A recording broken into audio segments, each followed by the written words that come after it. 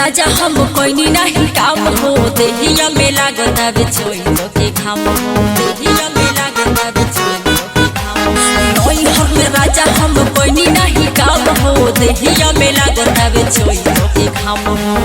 रोज रोज ई है तोहार रोज रोज ई है तोहार बाटे रटनिया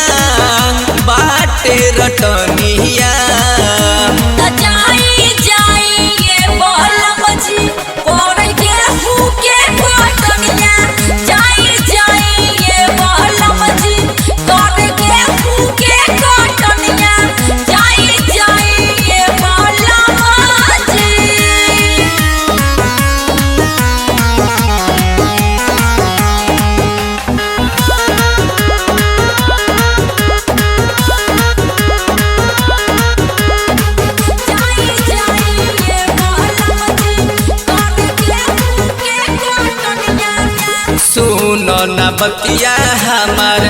चल हमरा साथे हंसुआ गतान धल तू अपना माथे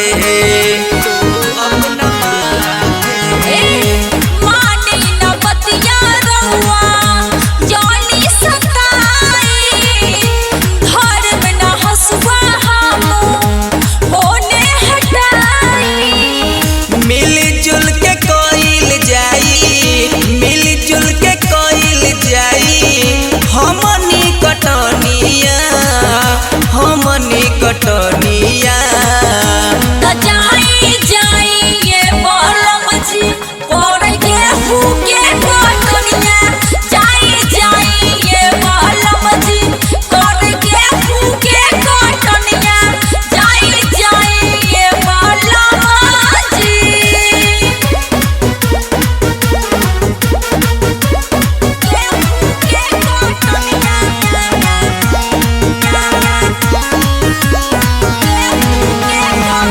जयलाल से नीपू खाली करेलू बहाना बुझेलू बतिया नहीं करेलू तुमाना।